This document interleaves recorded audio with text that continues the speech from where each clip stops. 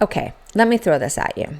If the power went out right now, like not for an hour, but for a few days, what would your first move be? Like just an honest answer, because most of us already know. We would probably hit the store, the gas station, the highway if we want to evacuate, maybe even the hospital if things feel serious, and that's normal. But here's what I keep coming back to. Most of us are already thinking the exact same thing. And when everyone makes the same move at once, things get tight really fast. We've seen it in storms. We've seen it in evacuations. We've seen it when the grid hiccups. And it's not that the people panic. It's just that the systems aren't built for a huge surge.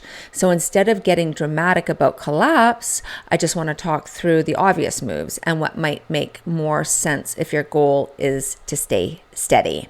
So let's start with food, because that's where your brain would go first. And it makes sense because food equals stability, but grocery stores run on constant restocking. So when demand jumps suddenly, they'll thin out fast.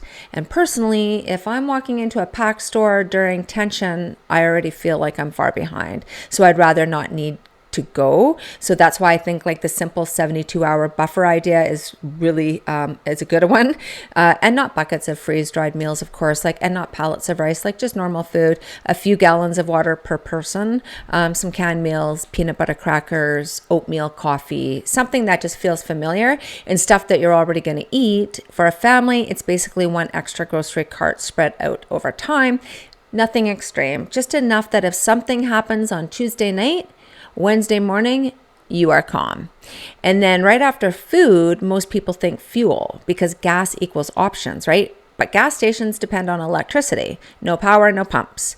Add long lines and things will get tense pretty quick. So for me, the easiest habit is just not letting the tank drop below half.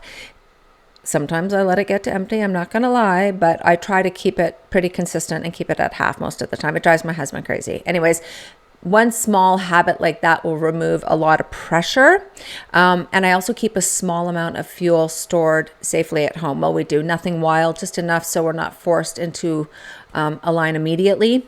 And just make sure you store your fuel safely in approved containers and follow local regulations, because the goal is preparedness, not creating a new problem. And that little buffer will just give you breathing room. But honestly, the bigger question isn't fuel, it's this, like, are you staying or are you leaving?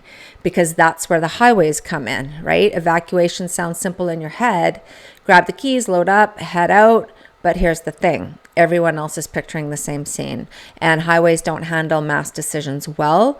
We've seen it. One slowdown becomes a crawl becomes a parking lot. And what I don't love is that middle moment, like not the people who leave early, not the people who confidently stay, but it's that hesitation window when everyone waits just long enough, then moves together. And that's when the stress spikes. So the real work happens before that.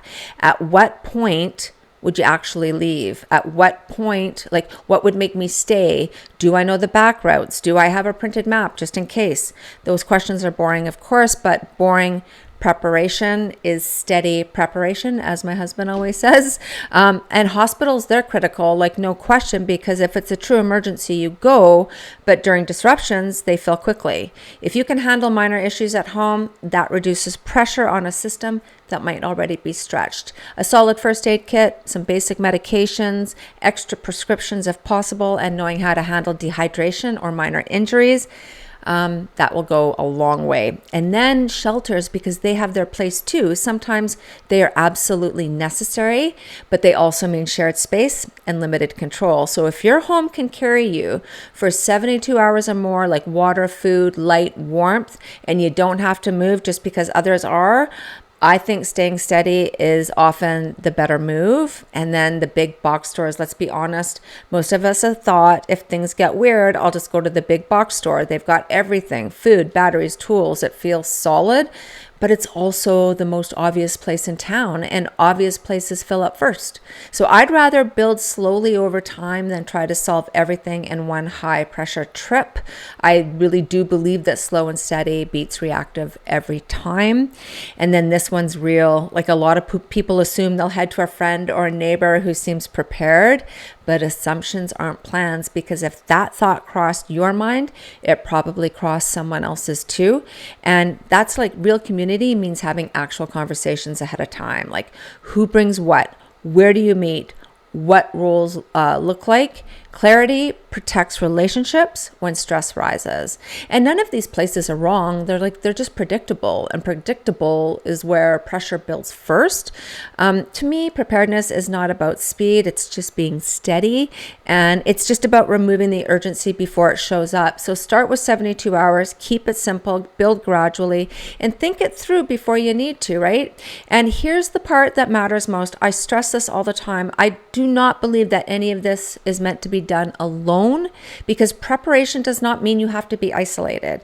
It actually works better when it's shared, and that is the reason we have built our platform, preppingcommunities.com, not as a panic site, not as a doom platform, but as a place for people who think this way, people who care about being steady, staying informed, lowering stress, and building resilience before it's forced on them. And on the platform, just so you know, membership with preppingcommunities.com is free. And you'll find local groups are forming, daily discussions, events near you, training opportunities, thousands and thousands of knowledge-based posts, and Prepper Watch tracking developments.